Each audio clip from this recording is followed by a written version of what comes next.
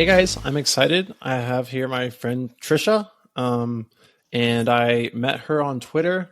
I think she was a friend of a friend, and I like what she had to say, and so I followed her, and I saw that she was a Reiki practitioner, and I just really loved her energy and what she had to say. I think it takes some effort to come across.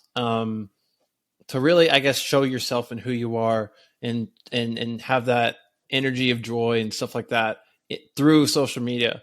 And I'm probably not the best at that, but I think Tricia does a really good job of showing that through. And so I really appreciate that. You want to introduce yourself a little bit? Yeah, thank you. I appreciate that reflection about my words too. But I'm Tricia Pickren, and I'm a Reiki master teacher. And I just started teaching this year, which has been like a wild journey and something I said I would never ever do, and here I am doing it. Um, isn't it kind of amazing? And you say you're never going to do something, and the universe laughs at you, and then you end up doing it. But I grew up in the Midwest, and with a really conservative Christian family. And my family moved around quite a bit growing up. So I've sort of lived all over. I haven't been back to the Midwest in quite some time. And now I live in Austin and practice Reiki. Yeah, awesome. I also have two kids, and that's my main job. Right. Yeah. I love that. That's great. Moving around a lot. That's tough. I used to talk to this girl who moved around a lot, and I think it can be hard for some people that move around a lot to, being young. It's such formative years to find that like safety and just like being able to be stable, because in a way you're not stable. You're moving around all the time, and yeah. Is that how did you feel about that? Yes, and I think in some ways I did have to relearn how to feel safe in my own body, but I also learned that like home is me, and home is wherever I want it to be. That it doesn't have to be, having a physical place is important. Like, don't get me wrong, it is. But it's not just a place, it's the people, it's the feeling, it's how I'm feeling where I am. And if I can find that safety in those people and that feeling anywhere, I can have home wherever I am. And I did get to learn that lesson. Right. Yeah, no, that's such a great way of looking at it. I think you're really good at reframing things, so I appreciate that. Yeah, there's that flip side too, and maybe that's the flip side for people that don't move around a lot, is we mistake home for a place rather than this inner feeling and this what's like truly important in the people and everything like that. So thanks for that. So it's just perspective. Tell me about, it's just perspective though. Yeah. Right? Like, yeah. Home is a place too. Like, it's a both and thing. Right. So how was your upbringing? Like you said, you're conservative Christian. Are you still that, or how did that develop? Well, I'm not 100% sure what I am right now, but I will share that journey with you.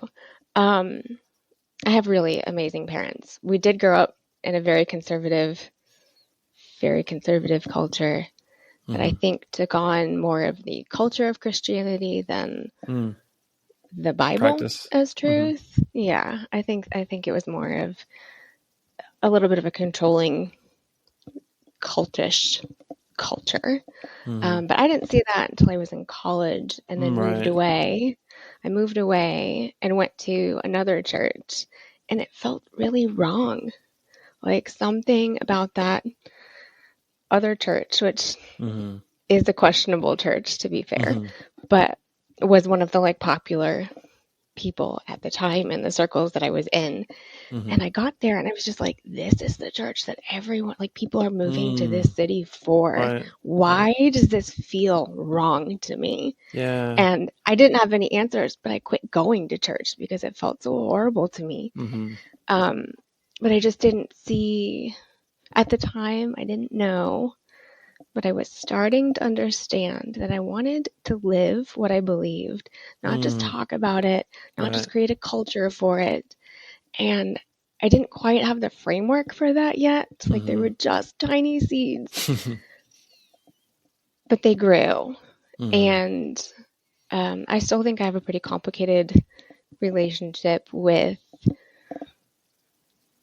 church, and less so with God. I think my love for God has increased since then, because now I feel like my relationship is real, and it's on.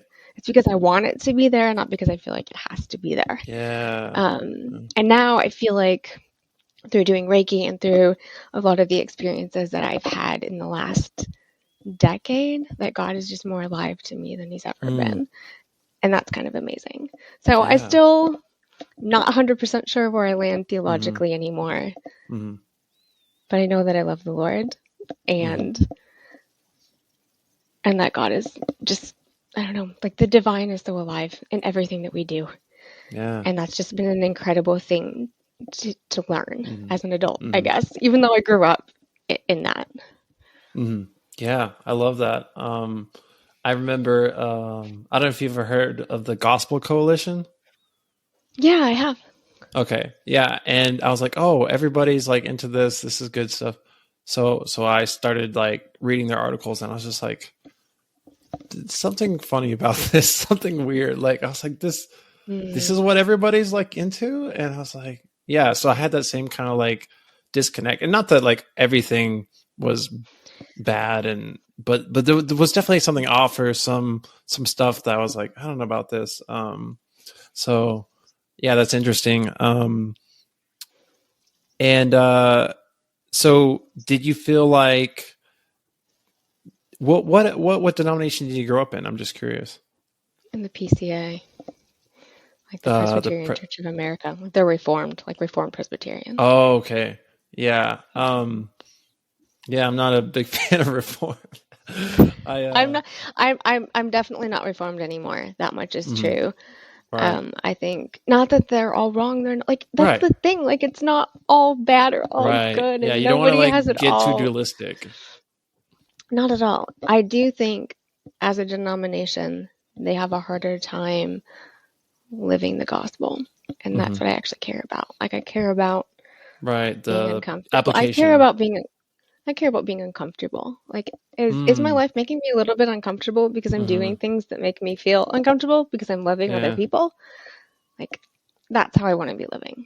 Yeah, yeah. I went to a Reformed college group for a little while, and had them kind of explain the theology of that, and predestination, stuff like that. And I try to like square it, and but I was just like, I don't see how this is the application and how this is helpful. And I don't want to get too much into theology, but it just didn't seem to be. And I felt like, they were a good group of people. Like, I didn't have any gripes with them, but I just didn't think the theology was like the most healthy or best.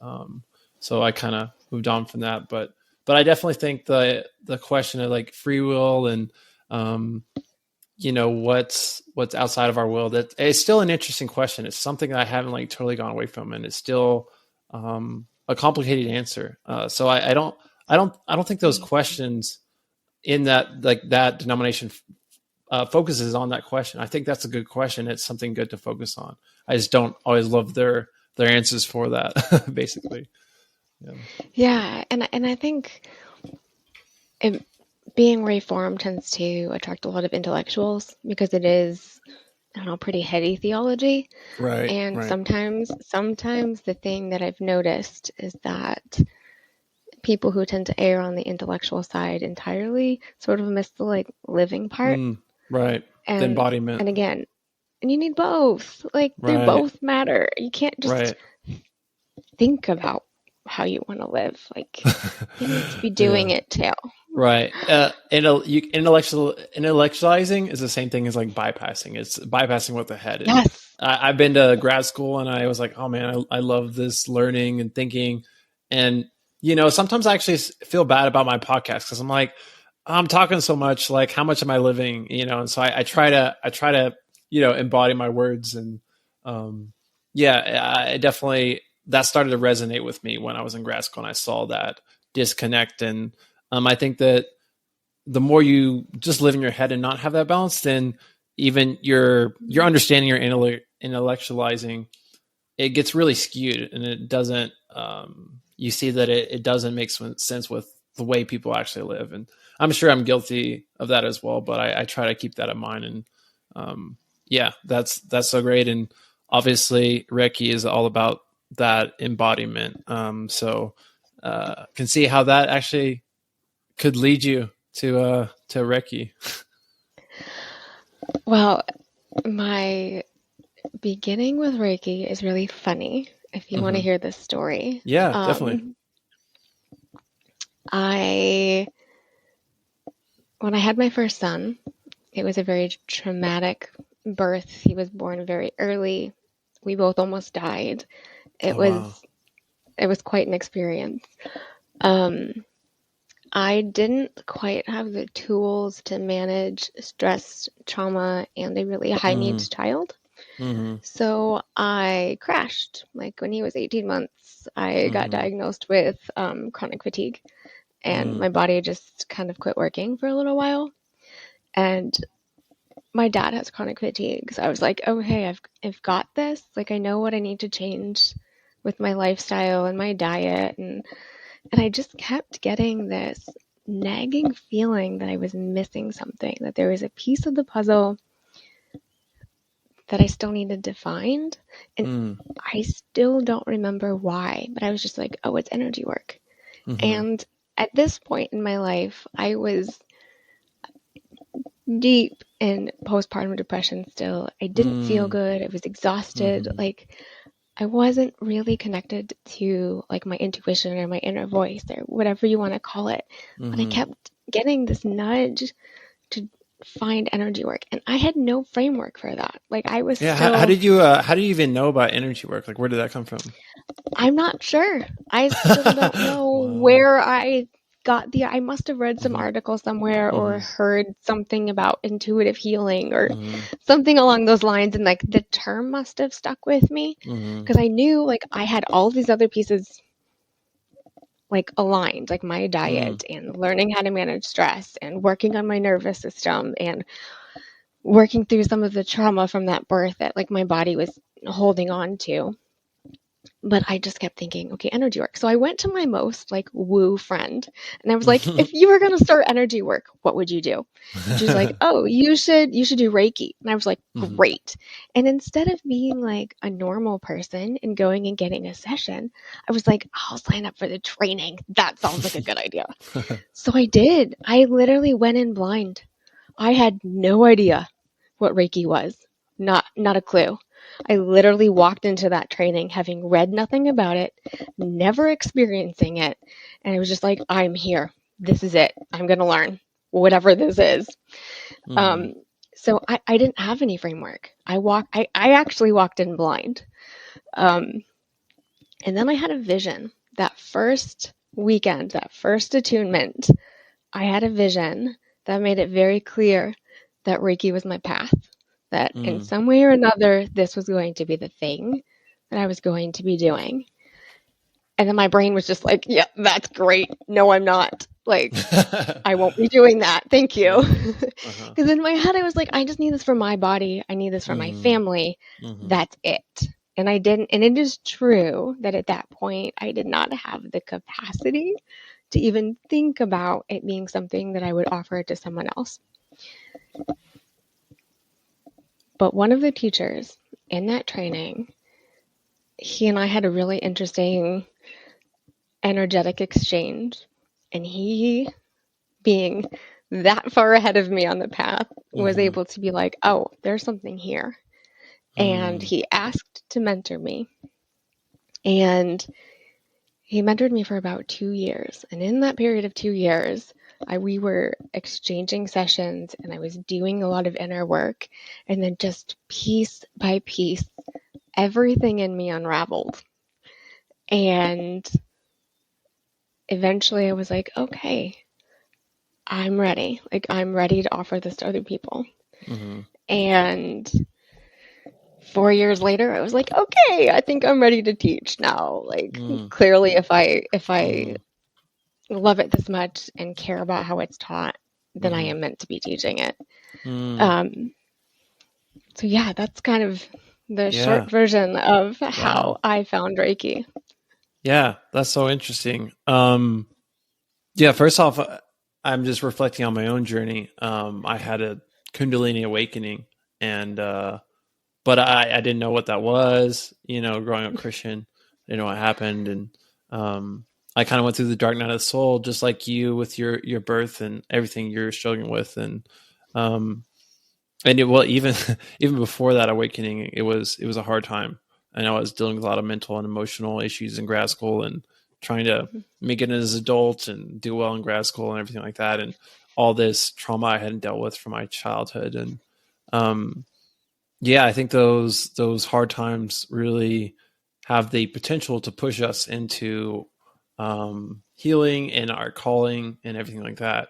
And that's just so great to hear that that's what happened to you. And at the same time, I love that I see some people who step into healing work, and unconsciously, I think that they need a lot of healing in themselves, and they're doing that to heal themselves. Which obviously it's always an exchange. There's always healing for the teacher as well as the person coming for healing. But at the same time, I think it's important and responsible to do that inner work and be at a good place, so that you're ready to really help others. And it was great to hear that you went through that long period and really did that inner work to get to that place where you're like, I'm ready to do this. Yeah, it felt very like a very natural progression. Like, none of it's felt forced. Like, it just felt like when the next step was ready, or when I was ready for the next step, it was there for me to step on. And I think I've just sort of followed where I've been pointed. I would not have come up with any of this on my own. Right. Yeah. That's so great that, I mean, there's always like our intuition and like, though this is the way. And then our brain always gets in the way. It's like, wait a minute, is this really the way? Which I don't think is like it's not wrong. Like, I think it's good to, like you were talking about earlier about that, the balance of the body embodiment and the intellectual. We need to consult with our brain. Is this right? Is this real? But at the same time, we don't want to discount that. I think in the West, we often say the mind is king, where I'm like, I think it's the intuition is king. And obviously you still want to balance, but it's really important to listen to that. I think it's your whole being, right? Like it's your mind, it's your body, it's your intuition. If you're listening to all of those things as they work together, because they're one piece, like that's what you need to follow. Right. Yeah, that's good. I agree. You said the word unraveled. Can you go a little bit more into like what that was and what that meant? The more I practiced Reiki on myself, and in that period of 2 years, like I was working with my mentor and also like practicing on other people, as I learned the modality. And I just kept revealing patterns of mine that I was stuck in. And I kind of like, there's things that I'd never seen before, that as my like awareness grew, because Reiki is really good at, I don't know, helping you to notice things. I think like it's good at expanding awareness. And the more you notice, the more you notice.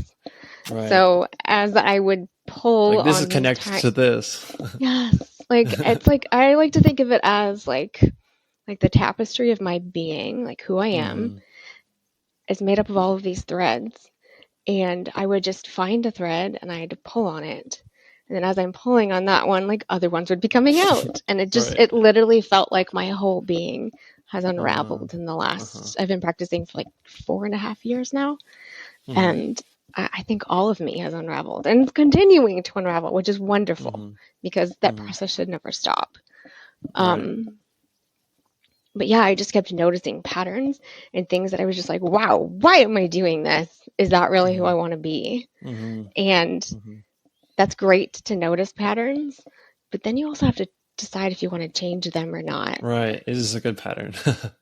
Like, is this a good pattern? Is this Mm-hmm. something, is this the person I want to be? And if it Mm-hmm. wasn't, then I'd have to put the work in to change the Mm-hmm. pattern, to be somebody different.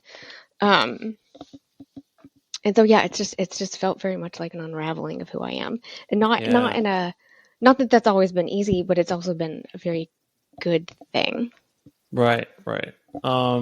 It's just like there's trauma in the body, there's stuck energy, and to work that out, you have to unearth that, and that's painful. But Mm-hmm. we have to feel it to release it, and it either wants to be buried, but it's still going to be affecting us. So better to see it, but then we can't just be like, okay, all right, I see you now. Go away. It's like it has to be felt and worked through to then Yes. release. This podcast is called "Becoming Who We Are," but I think sometimes it should be called surrendering to who we are. That Yes. it's kind of this both and. It's like we're doing the work, we're going somewhere, we're pushing, but it's also I'm surrendering to Spirit, I'm surrendering to God, and letting Him do the work through me. So it's kind of it's both and. Yeah. Yes, absolutely. Yeah. So you did this for like 4 years. So okay, I had a question. You know, growing up Christian, you think of energy work. That's kind of like out there, and that's not within the Christian vocabulary. How did you feel about that growing up Christian? Um, I was a little nervous going into it. I was just like, okay, everything in my mind is telling me that this is wrong, right? Because Mm-hmm. like I grew up with the framework that like energy work is just bad and Right. not good. Mm-hmm. But I also went into it not really knowing what it was. So I was just like, but I feel like I'm supposed to be here. Like why would I be feeling like I'm supposed to be here if this is wrong? And I was Mm-hmm. like, well, if it's really wrong and I'm still feeling like it's wrong, I just won't do it.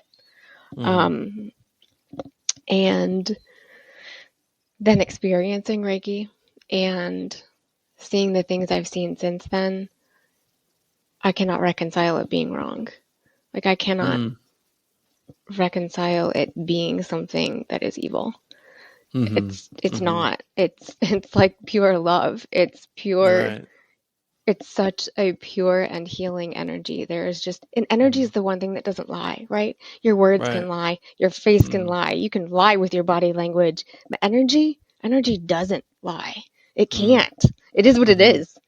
Yeah. And Reiki's not evil. It's Mm-hmm. not bad. But I did still have that framework of like, this is Right. wrong. Like, what am I doing? Yeah. Why am I here? Mm-hmm. And then as soon as I experienced it, I was just like, oh, no, this isn't wrong. It can't be. Yeah. Yeah. I think, and I've talked about it in other episodes, talking more about, theology and different stuff. Like experience really is king, it really, that's what's, you can tell is like most true is like, is this, experience, is this right or is this wrong? You can feel the energy in it. And so you might have this framework, but maybe it's the framework that might be off. And so, um, yeah, I think that's great. So okay, one thing I will say is I think that because I have talked to friends who've done some had energy work done. I think that you're right. Like energy doesn't lie, but obviously whoever is doing the work, Mm. their energy can interfere sometimes, and if their energy isn't the best, then that can get transmitted into the person they're working on. What do you say to that? I agree. So Reiki in itself can't be used for anything bad or evil or not Right. good. Like it's just healing energy. That's it. That's what Mm-hmm. it is. Mm-hmm. That being said, the practitioner is the vessel for that energy. They are the channel. So you don't drink out of a dirty cup. You don't drink Right. out of a cracked cup. It makes a difference. So the person you work with, like their energy absolutely matters. They need to be someone who is doing what they say that they're doing, not just when they're working with you. And I think that really matters. That's why I teach the way that I do. Like most Reiki trainings in the US, not all of them, but a lot of them, you go for a weekend and you learn how to do it and they send you off on your way. And I wouldn't have learned. I mean, maybe I would have. It just would have taken me a lot longer to learn that way. So, like when I'm teaching, they have to work with me at least 3 months per level because I want them to experience the like path of Reiki, not just the physical healing modality of it, because that's a piece of it, but it's not the whole picture. So Do I the inner very work much so they'll be a clean vessel. Yes.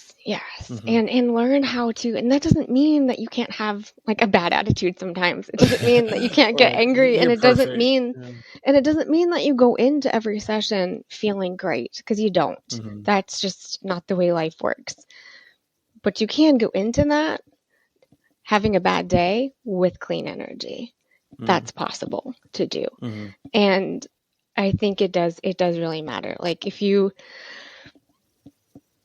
I think if you're ever working with somebody and something feels off, you have to trust that. Even if Reiki is just good, if the practitioner doesn't feel good to your body, then you walk away. Yeah, I think that's great. So we've been kind of talking about it, but what is Reiki? Reiki is hard to explain because it's energy work. And it's something that is certainly better experienced than explained. Right. In a nutshell, it's a healing energy that is used for a variety of things. I like to say at its worst case scenario, it's really calming and relaxing. But it can also be used for pain and for inner work. And it works on all levels of your being. So not just your physical body, it works on your emotional and your spiritual and all of you, like your entire being. So it can be used for pain management. I've definitely have clients that have used it just for that. And I've had people use it for different blocks that they have, or getting support through like a really challenging space of life. It feels like love. It feels like coming home. It's like remembering. I think it's a really good modality for remembering who we are at the core of our being without anything else in the way. And sometimes the thing that you need, I think the thing that we always need to come home is to really remember who we are. And Reiki offers a doorway for doing that. Yeah, I love that. I want to speak more on that, but what would you say? What are we? Who are we? What are we? Yeah. As people? You're saying, yeah, like at our core, you're saying Reiki helps us connect with that.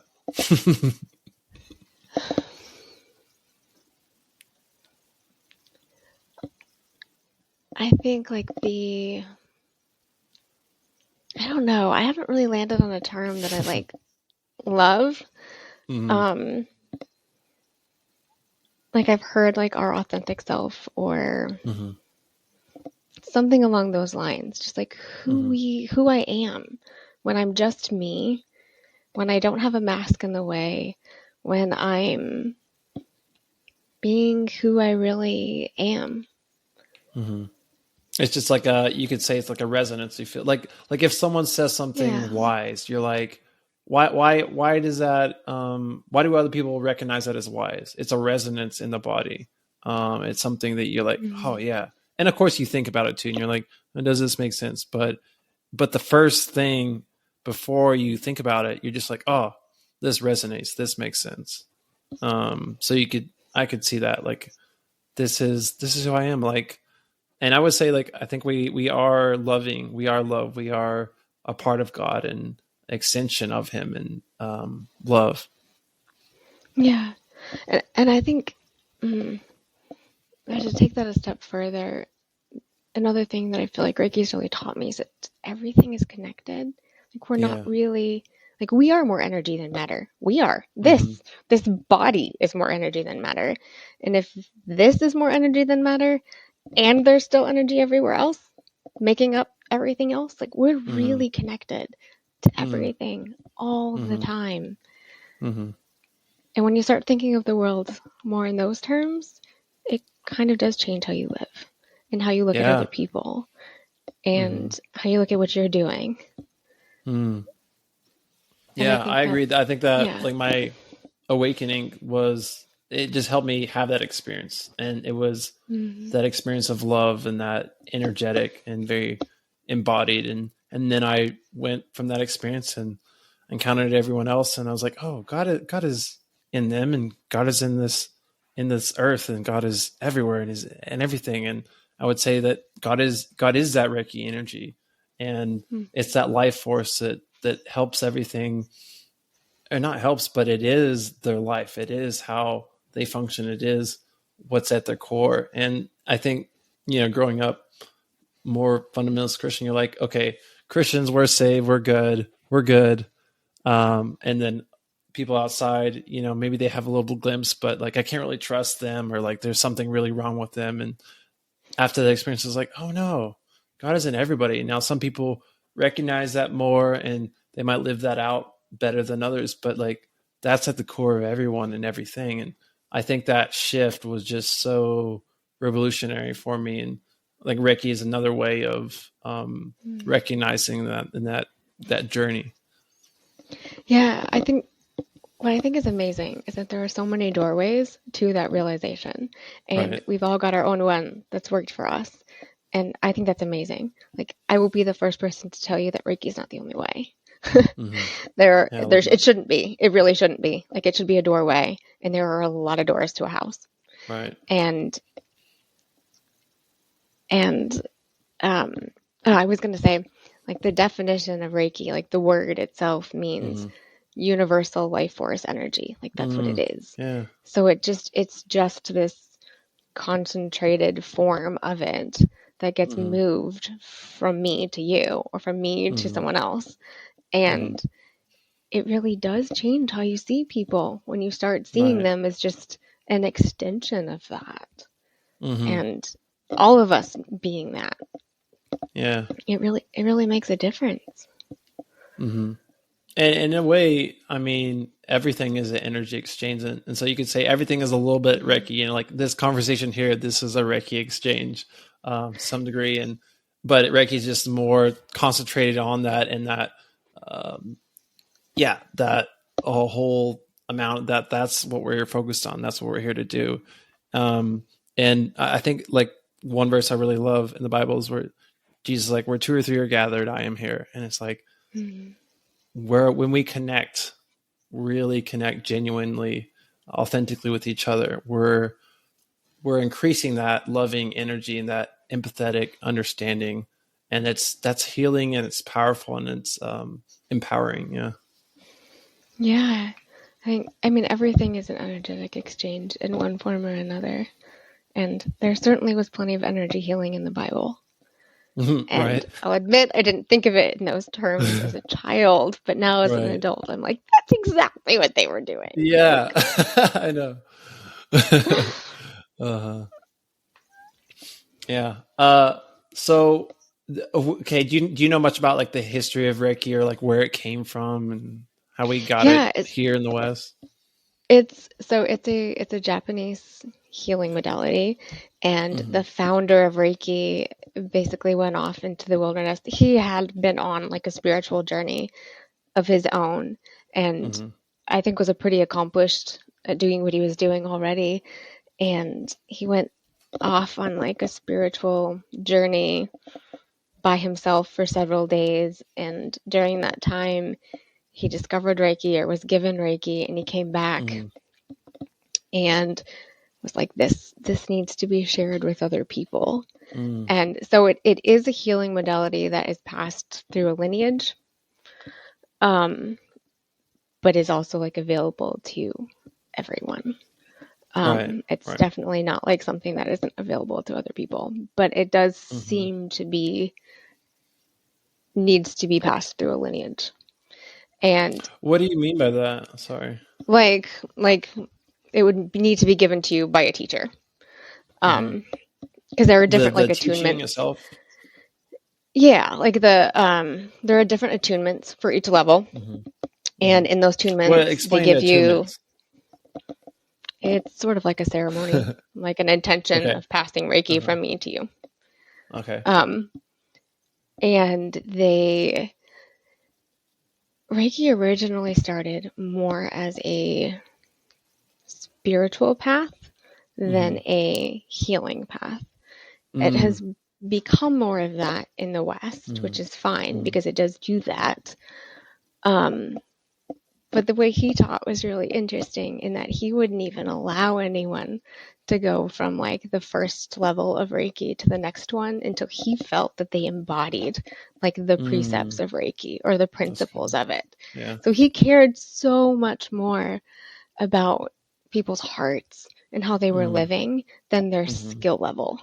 And I Hmm. just think that that's really incredible because it shows that it does matter like who you are Hmm. Right. and how you're living like makes a Hmm. difference with what you're sharing with Hmm. Reiki. Um, and then it was brought to the West by a lady named Mrs. Takata, and she was like, I really think that the West needs this, Hmm. but people won't value it unless they pay a lot of money for it. So she charged, and this is really controversial still, Hmm. because people in Japan who had worked under him didn't pay anything. Hmm. And so there is a little bit of controversy. Some people Hmm. think she shouldn't have charged, like she charged like 10 grand to get trained by Reiki or Hmm. for Reiki. And, Hmm. um, but she brought it here and now it's a modality we have. And I'm Right. really grateful for that. And, yeah, so that's how it ended up in the West. It is a Hmm. little bit different here because you can't just go on a weekend and learn it and walk away and Hmm. not know anything else. And I don't think that that's wrong because I think Hmm. anytime you're You have to able. adapt to the culture, and like we're a lot faster pace. And like you said, Hmm. there's And she did that. She it. did that. She was able to do that Hmm. for us so that people would be like, oh, yeah, I do want that. And I do want to learn how to do that. And at its core, Reiki is a really good and beautiful thing. And the more people that are able to do it, I think that's a really good thing. Hmm.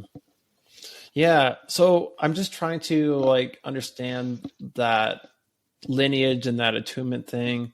Would you say it's helping people, yeah, work out their own trauma and tension, and to be able to encompass more of that energy to then be able to pass that on to the people they're working on? Is that kind of, how would you describe that? Yeah, I mean, like you channel Reiki with an intention. Like I don't have Hmm. to do something super complicated. I can just intend Hmm. for it to be there, and it's there. Um, and that's basically what you do in attunement. Like you intend for that student, Hmm. and there. I mean, there's a small ceremonial part of it, but it's mostly the intention. Intentions Right. are so powerful, Hmm. so powerful, Hmm. and like when you're doing an attunement, you're just setting a space for that person to be ready to receive the Reiki Hmm. and intending that they are able to do that. And then they Hmm. can, which is Hmm. kind of amazing. Yeah. Um, Would you say? I mean, they have to, right, be open too, and like the more open and trusting they are, the more it's going to work for them, and the more energy they're going to be allow into their body. You say that's. I think yes and no. Reiki is about, yeah, I mean, like when you're channeling it, like when you're offering it to Hmm. someone else, you're really just getting out of the way. Your Right. job is to get out of the way. Uh huh. Um, and to allow it. When you're Mm-hmm. receiving Reiki, your job is to receive and also get out of the Mm-hmm. way. Mm-hmm. um, so yes, I think it's a lot about receiving. Mm-hmm. And Kind of that surrendering or unraveling. yeah, yeah, it is. And it teaches that on both ends. Like Mm-hmm. as you're giving Reiki or as you're the client or the recipient of it, like you're learning how to receive. And that's Mm-hmm. such an important lesson and one that we Mm-hmm. don't really know how to do in our culture very well, I think. Right. Yeah. I don't It's like like to make a it lot of, used to I be don't hard like for me making, to. Oh no, you're totally I, right. Like hard for me to accept compliments, and mm, it's. I think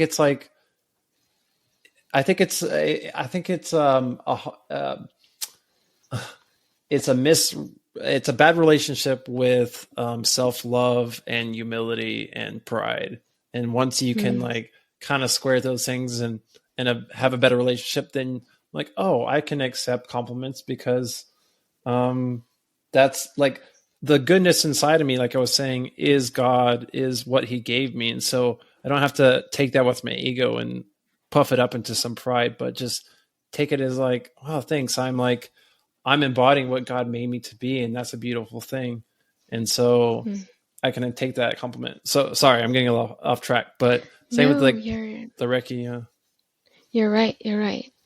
Um, we have a really hard time. I think it's sort of like culturally ingrained in us to not receive or to feel guilty about receiving. And why?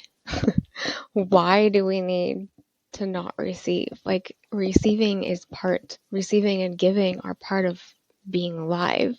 It's like Mm-hmm. part of what makes us human. Like we just sort of naturally do that in a lot of things throughout the day that are totally normal. And like, why not about the things that make us who we are, that we're good at? Like, Mm-hmm. we all have different strengths and different Mm-hmm. weaknesses. And I think that's a really beautiful and good thing. Um, One of the things I like to do with my students is that they're required to have sessions with me because I want them to be able to receive, to know that it's Mm-hmm. not just about sending the energy, which is also very important, Mm-hmm. but I want them to know what it's like just to receive it because I think that's such an important part of being an energy worker, so that you know how to receive too. Mm-hmm. Yeah, I love that. I mean, in a way, like you said, even for the practitioner, it's about getting out of the way, and you can't get out of the way if you're not willing to receive. So it's like you're receiving from spirit to then give and help the person coming to receive that energy. And so if you can't step out of the way, then how's that going to pass through you to them? Mm-hmm. Exactly. And a lot of Reiki is about like listening too. It's Mm. not about like it's a very much like a non-doing thing, except you're also listening and moving with it. Um, and I You're think, within flow. yeah, and I think to be a good listener, you also need to be like you need to be receptive. You need to be good at receiving, and you need to know how to do that in order to listen well to the body. In order to listen well to someone's being, you also need to know how to receive. Mm. Yeah, I love that. How one way I understand, and you tell me if this sounds accurate, but Reiki to me seems a lot like prayer. It's like we're sending our love, we're sending energy, Mm-hmm. and I mean Christians are like, oh, but that's God, you're praying on someone's behalf, but it's like in Reiki, like it's from God through you to that person, and prayer, it's like from you to God to that person. It does feel like prayer to me. Yeah, yeah. I hadn't thought about it that way before, but it does feel like that. Because I think when we're praying, like we're so connected to like our humanness and connected to the divine at the same time. And Reiki is exactly that. Yeah, that's lovely. So, I think it's so. Do you know other any other energy modalities? Because I've done several different ones, and it's just I feel like it's so hard for our Western mind because we're like, oh, we have science and we can measure this, and um, you know, I can see the results, I can see the physicality, and I can be like, this is doing this. But with energy work, it's all about feeling. You can't. It's hard to. I don't know if you can measure that. If you can put that science to it, and maybe we can someday, but we're not there yet. And so I'm like, what energy work does what, and what is best to have when, and it just is blowing like my intellectual side of me. And so I don't know if you could speak into that at all. I don't know any other modalities Mhm. myself, other than there's this book called Hands of Light. I don't know if you've ever read that one, I of haven't. which is I'll send you the title. You'd probably Yeah. enjoy it, but it talks about well, being able to like see energy bodies, like our energy Hmm. body, Hmm. and like developing like a high perceptive sense. And I Mm-hmm. will say that I have developed that over the years and do also use that at the same time. I can't really tell them apart anymore because it's sort of like when I'm Hmm. doing a session, Is like that the same it thing as just like seeing happens. auras? Because I have a friend who does Reiki and he can see people's auras. Kind of. Yeah, you can, Okay. but it's also Uh-huh. just being able to like when I'm connected to someone energetically, just sort of being able to like see what's there, like be in communication Uh-huh. with their being energetically and Mm-hmm. notice, okay, it's stuck here and this Mm-hmm. wants to communicate with you here. Mm-hmm. Like here's a message for you from your body. Mm-hmm. And being able to communicate that to the client at the same time. Yeah. So, Not all practitioners practice that way. right. Is that something you, because I know some people are like, oh, I feel it in my body, and I know it's like in their body, and so that's a sign, or some, like, is it more like seeing with your eyes, or is it kind of like, how would you describe that? It's different for every practitioner. Mm-hmm. Some people do. They will feel what the other person is feeling in their body. That happens to me sometimes. Mm-hmm. Um, I tend to see things. Mm-hmm. Mine are more imaginal and very visual. Like I will Mm-hmm. see an entire scene unraveling in somebody's throat Oh, wow. and Mm-hmm. know that there's energy moving there or that something needs to happen. And often in conveying that imagery to the client, they're like, oh, I know what I need to do. Or, oh, that really resonates. I know how to work with that. Um, Mm-hmm. the way my practice is developed is that I think Reiki tends to, it's a really supportive tool for the work that you're already doing. You Mm-hmm. can't just go get Reiki and expect everything to just be Oh, the okay. work is done. I'm Right. fixed. It's not. Mm-hmm. It's just start. It's just started, which is exciting. Um, but what I want people to do, what I really care about, is that the things that I see in a session or that um, it's just like I feel like I'm just sensing Mm-hmm. and seeing whatever's going on and am in communication because I will often ask questions of a person's body Mm-hmm. and have them respond back to me with an answer that needs to be communicated to that person verbally. Um, but what I want people to do is to take whatever comes out of that, whatever feels really alive, and run with it. Mm-hmm. Um, to know that the work is not done, that they just have some more pieces Right. that get to bring them closer to home, Mm-hmm. more to who Mm-hmm. they are. And like that's my deepest wish for people is for them to take whatever they've gotten from the energy work session, like whatever Mm-hmm. got released or balanced or Mm-hmm. communicated, and to go have a better life because of it. Yeah. Yeah, that's great. Oh yeah, I was just gonna say, once I was doing some because I told you before that I learned Mm-hmm. some network spinal, or a practitioner that did network spinal, and then he kind of developed his own thing. So a little offshoot, but anyway, I was in the shop of my friends who do Reiki, and they also sell crystals. And so, man, you go in there, you can feel the energy, right? Mm-hmm. And I was working with the wife, the of the owner of the shop. Sorry, they both own it.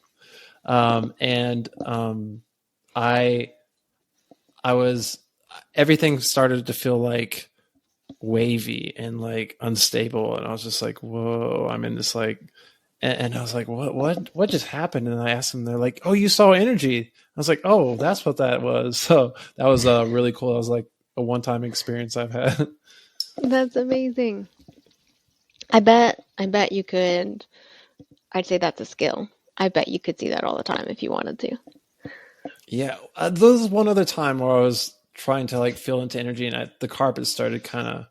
So I think I have. I think I might work with that some more, but it's fun stuff, and it's really amazing when you're working with someone and you can see their body respond. Because, Mm-hmm. and I think it just depends, but sometimes the energy, it starts to connect with your body, and then your body starts to move with Mm-hmm. these energetic patterns, and you can also see someone's like breath change or their posture change, and like, oh wow, I'm making a difference, I'm like helping someone, and it's just such a amazing feeling and experience. Mm-hmm. It is. It really is humbling Yes, to yeah. my one of my teachers uses the phrase, it's a privilege to participate in something greater than me. Oh yeah, I And love that. So you don't that, take that with your ego and be like, oh, it's all me. yes, that phrase has just really stuck with me because I feel like, especially with something like Reiki, that's not coming, it's some energy modalities, like they come from your own energy, but Reiki Hmm. doesn't. Like it's clearly this thing that's outside of me that's coming through me into someone else. Mm. I'm a participant in this Hmm. thing Like a that is conduit. much greater than I am. Hmm. And that Hmm. does feel like a privilege to be able to do. It feels like a gift to be able to Hmm. work with people in that way and be part of such, because energy work is a really intimate and vulnerable Mm. thing. To Right. Right. allow someone else into your energy in that way, that closely, Hmm. to let me see someone, like for people to let me, I'm still blown away that people let me do this, like that Hmm. you let me see you, who you Hmm. are, without your layers and without your Hmm. masks, is such a gift to be able to see people that way. Um, I'm so much more in awe of every single human being because of it. We're just, people are amazing. Yeah, People are and that's the same so way of cool. felt in counseling and coaching. To really heal, you do have to, be vulnerable and reveal the intimate parts, the uncomfortable parts, and the painful parts, and um, Mhm.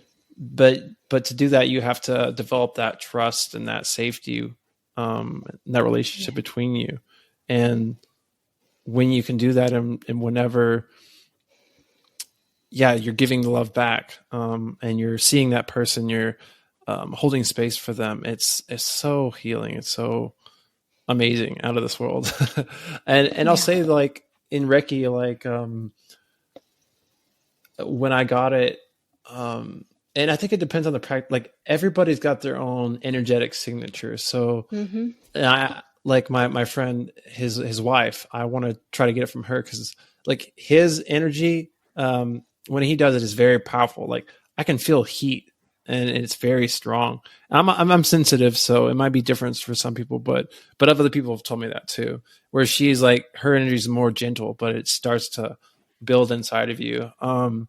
And it's like you said, it's like loving, it's warm, it's reassuring, but and some parts felt very amazing, felt very pleasurable, very healing, but some parts felt painful, because like my heart area, I had a lot of sadness, I had a lot of, it's like traumatic stuff. I had knots there. And so when he went there, like I started like crying, and it was painful, but it's not like bad. It's good. It's like it's working through that. And to to work through our issues, we need to find that connection to God, and that the energy, and that safety. And so I think Reiki is one way to help us do that and help our body feel that energy. So, okay, I'm safe enough to go into where I don't feel safe, and bring that safety and that love to that place.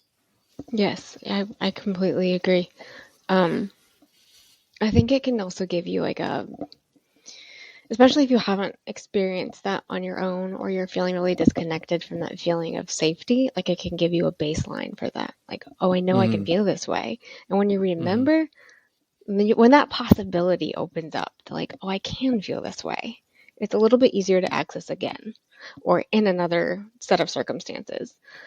But sometimes you have to be reminded that it's there in your body, and that it exists in your body, and that you can access that yourself.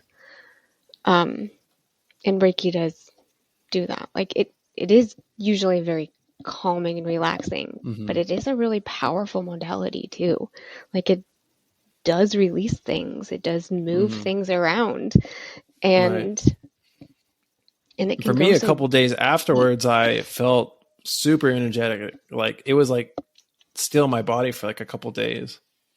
That's really normal. Like usually for 2 or 3 days afterwards, stuff is still moving, processing. Yeah. Yeah. So, what would you say like Reiki does? Like, I know it's energetic and it helps work with the emotions. Does it help with health, or even you could say like spiritual abilities that like might manifest or come out? Like, what does Reiki do?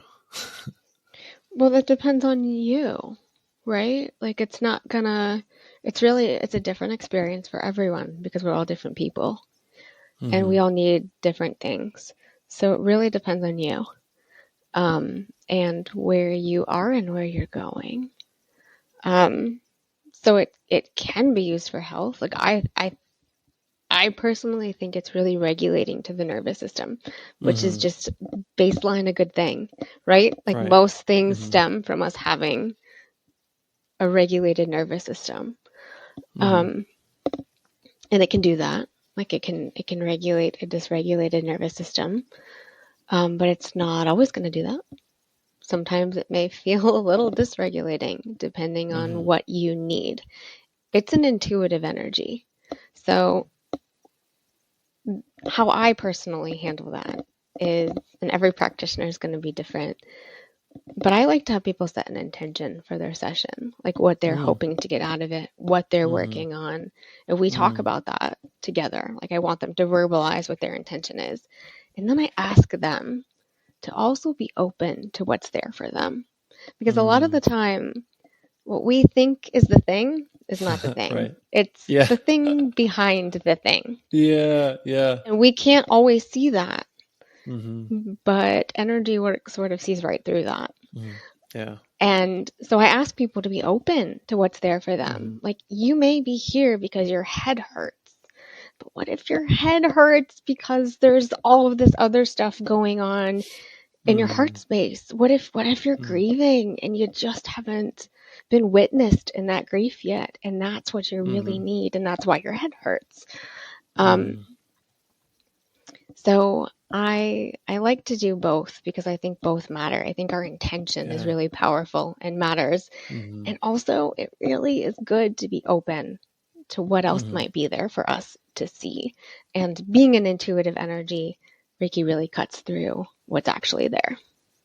Yeah, I love that. That's so funny. I'm taking coaching classes right now and doing practice sessions, and we do the same thing. We say, "What's your goal?" And then a lot of times we find out what your goal is changes, and there's stuff behind that, and we'll be like, "Okay, halfway through, is this your goal?" And they might say yes, or they might be like, "Oh, now that we've talked about this, it's shifted, and this is what's really behind it." So it's the same principle. So that's just amazing. I love that. And part of why I do that is I want people to start learning to do it themselves. Like Yes. I would like Hmm. to be out of a job eventually. Like I don't want Right. people like it's good. Energy work is so good for you, but I don't want it to be Hmm. like the thing that That's they your like rely on or the lifeline that they thing that have to gets go them to all the stuck. time. Right, like I Right. want them to learn to listen to themselves. And then if Hmm. they get stuck, you can come back and I can Yeah. work with that. But I don't want it to be Hmm. like the lifeline. I want it to Yes. amplify what you're doing already. Yeah. Yeah. That's beautiful. I've meditated for a long time, and most of the meditation I do now is somatic, like energy Mm, work in all my body, just finding tension and just working that out. And um, yeah, I think it's really really powerful and really good. And again, it's the same thing with coaching. Is like I want to help people connect to spirit and help them mm, find their own answers, not be their answer for them and then being reliant on me. So it's the same goal, same thing. So yeah, that's beautiful. yeah, there are a lot of doorways. There are a lot of doorways to the same thing. And I think we need Hmm. that because at different points in our journeys, we need different things and different Right. things resonate more than others.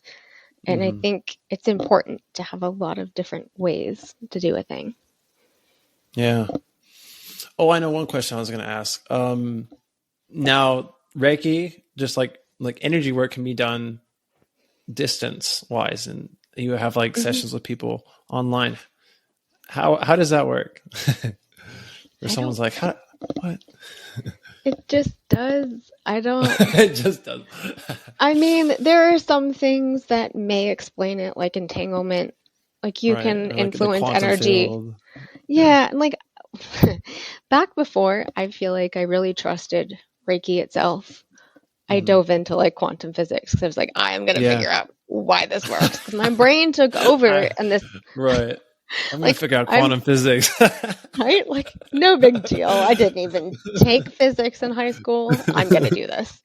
Um, but I did. So I read up on quantum physics and it is so interesting and it may or may Yeah. not explain some things about energy work. Right. Like we know we can influence energy across Hmm. the way and Hmm. through time and space. Like that's possible to Hmm. do. Um, Right. Reiki probably works that way. I don't Hmm. know. I just know it does. It Um, just works. Yeah. it just does. It does work. I think that's also like the power of an intention. Mm. Like it just works. It Hmm. shouldn't. It feels like it shouldn't. It feels really, it still feels uh, kind of weird to even, yeah. like, I almost primarily do distance at this point. I don't even do in person Hmm. work right now because my kids are little and they're my first priority. So Right. distance I can Hmm. work in around without Hmm. having to like leave. Um, but it does work. Hmm. Yeah. And I've done. every person who's come in thinking that it's totally weird has walked away saying, "Oh wow, that actually was something." Yeah. Yeah. It's amazing. I've done sessions. I've done it on other people, and people have done it on me over video, and yeah, it's amazing. Totally works. So, how does Reiki and your work? How does that influence like the rest of your life and your daily life?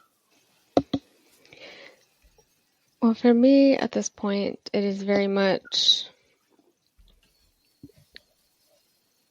just a way of living and a way of being. Um, like it is my meditation. It is like I'm flowing Reiki in and out of things constantly, or I use Reiki to connect back to myself if I feel like I'm out of my own body. I Hmm. use it as a tool to ground and gain awareness.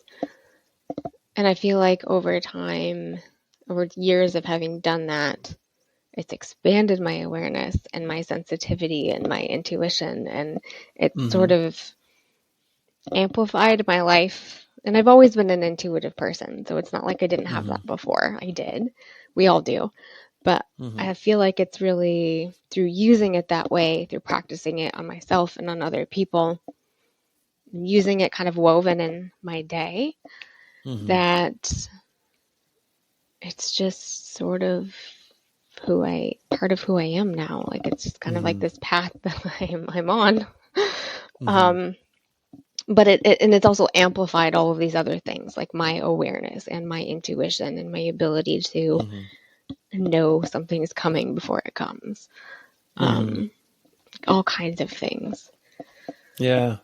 Yeah, I love that. I think that, sometimes we think about like the groundedness or being human is different than like the transcendent or like, the spiritual. But it's like the more human we become, the more grounded we become, the more spiritual, the more transcendent we become, the more that um practical but also intuitive, and it all is connected. It's all together, interwoven. But we're both. And I would Yeah. actually argue that without the grounded part, you don't really get to experience the other part Right. as Mm-hmm. well. I think Mm-hmm. that as far as you can go into the other things, like you need to be firmly grounded to really Mm-hmm. experience the other things. Because I've certainly, something I tend to see a lot is that a lot of people get really excited about like the upper half of their body. Like you get really excited Right. about a third eye opening, or you get really Mm-hmm. excited about connecting to the cosmos. But where's that going to go if you're not Mm-hmm. connected to the ground? Where's that going to Mm-hmm. go if you're not connected to your body? Mm-hmm. Like, I really think we are both. Mm-hmm. We are of the earth and of the cosmos Mm-hmm. all the Yeah, time. that's lovely. And I think as far as what I've been told and what I've learned is the lower half of your body, the lower chakras, it kind of goes with like psychological stages of development. And when you're young, you're kind of really connect with those lower, but that's also where a lot of trauma can happen, because you're in this very formative and vulnerable stages of life. And so that's a lot of where our issues are stored. And so when we start doing this body work, or we it's painful down there, so we want to stay up high with the upper half of our body. But like you said, you're not it's going to be ungrounded and kind of chaotic, and it's not going to be able to be used well until we deal with that lower half and deal with those issues that we have when we were younger. And that's the same thing with like therapy, I think. Yeah, yeah, I think it's not going to feel, it may not feel safe. Mm-hmm. It may not actually be embodied. And it might be harder it will be harder to really live out the things that you're trying to do if you're Mm-hmm. not grounded in your body first. Mm-hmm. Yeah. Yeah. That's great. Um, yeah. Do you have anything else in mind? Do you think that you wanted to share?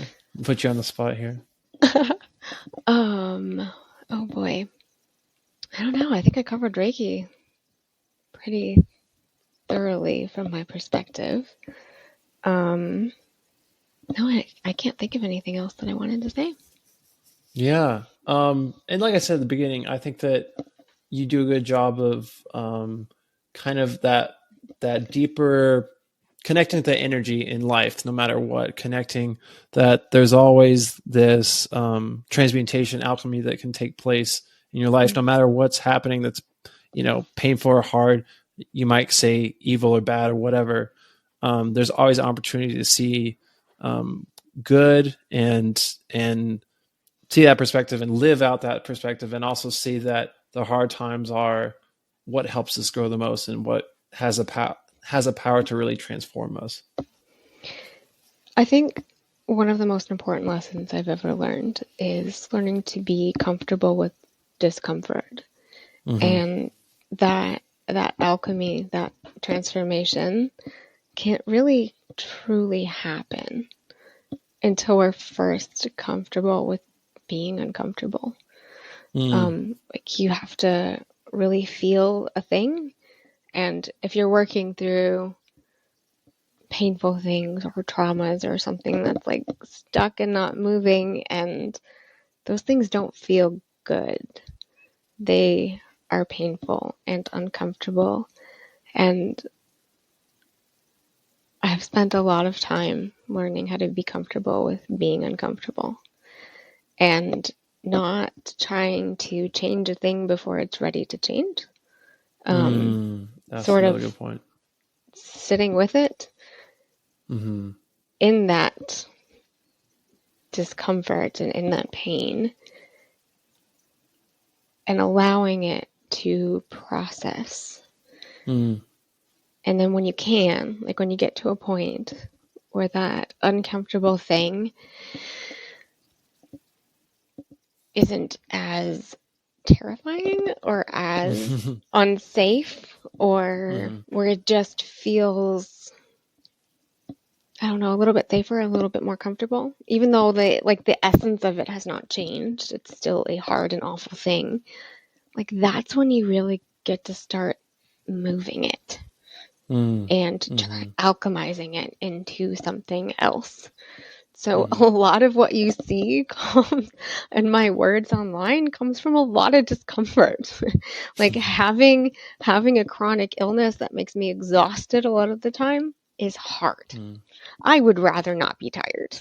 I would rather not. I would rather have a lot of energy. I probably will someday, like my body is healing. But the reality is that some days I'm more tired than I would like to be. And that sometimes that means I show up in a way I don't want to, because I'm human. And I still have a fairly high needs child. And I am learning how to be the parent that he needs instead of the parent I thought I'd be. And that's uncomfortable a lot of the time. My husband has a chronic illness that affects our day-to-day life. That's hard. And it also just is. Like these things that are hard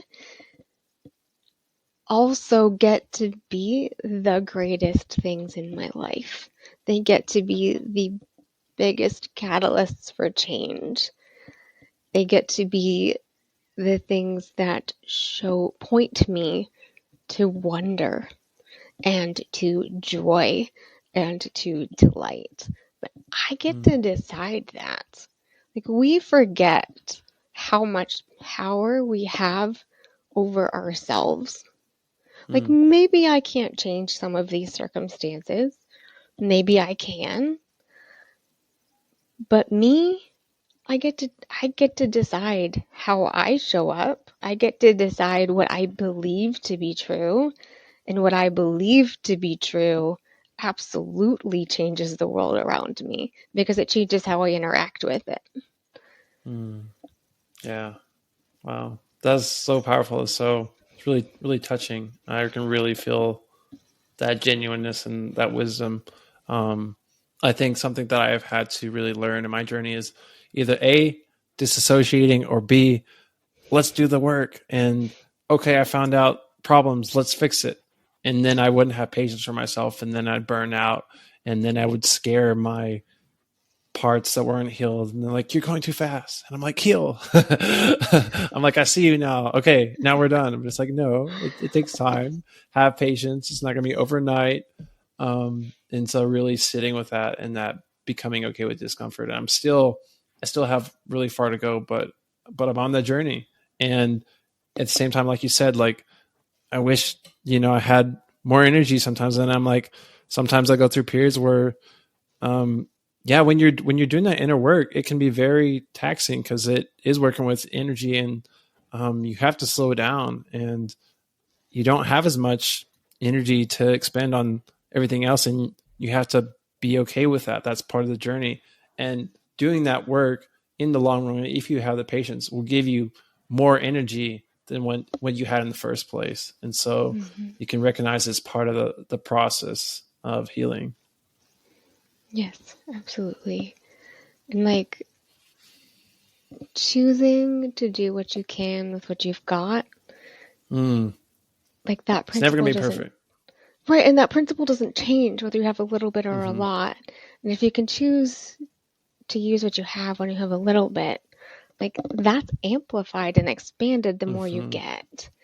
And the having the little bit, like that's a training ground. That's where you Yeah. really get to learn how to use that. And that Yeah. matters. Training matters. That's an important piece of the journey. And we are not, Yeah. as much as I would like to say I have it all figured out, I don't. I had a panic attack yesterday. I hit a trigger that I knew I had, and I got put in a and I have a lot of tools at my disposal. I do. I've been working on this for years.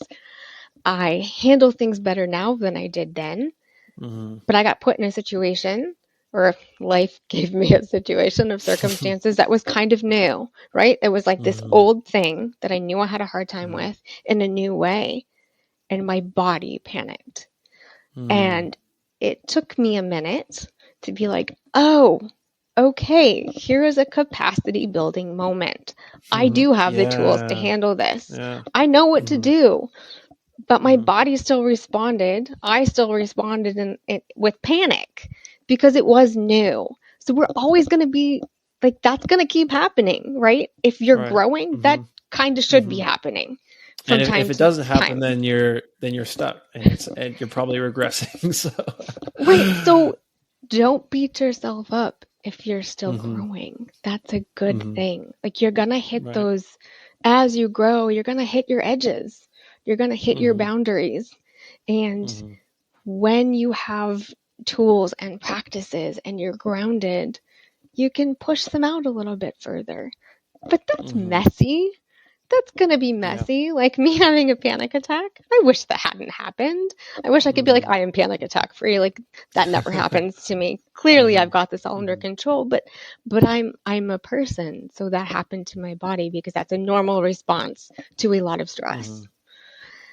Yeah. And also, I could see because of the training ground that I've been in that it was a space where I was hitting my edges and I could push them out a little bit further and be like, no, I am safe here too. And I do have the ability to handle this. So those messy moments, those are us integrating things. Those are us getting better at what we're doing. Those are us being more of who we are in a new way. And that's amazing. Yeah, that's great. I think in the past, I mean, and it still happens sometimes. I'll be doing good, and then tough stuff will come up, and then I won't be doing as good, and I'll be like, what am I doing? Like, how can I, like, I'm the worst, or like I don't have it together. You know, I'm exposed as a fraud, and the more I grow, I'm like, okay, I see this. This is a pattern, and it becomes a little less and less each time. And it's like, it's okay, and we're not perfect, and like you said, we're hitting our edges, and that's a good thing. And now I'm starting to reframe stuff where whenever I'm triggered, whenever something extreme is extreme emotion, whenever I encounter that, I'm like, oh, I'm glad, because this exposed something that was unconscious that I didn't know about, that was affecting me, and now I see it. So now I can deal with it and work through it. So this is a good thing. And so, and then just having that grateful and that even a little excited. And of course I don't always feel like that, but I'm getting there. And so that attitude changes it completely. It makes it easier to work through. Yeah, I agree. Yeah. Well, this has been really great, really amazing. I really appreciate you, and I just feel that healing, that joy, and that embodiment and the groundedness in you, and really appreciate it. Thank you for having me. It's really been fun to Yeah. talk to you.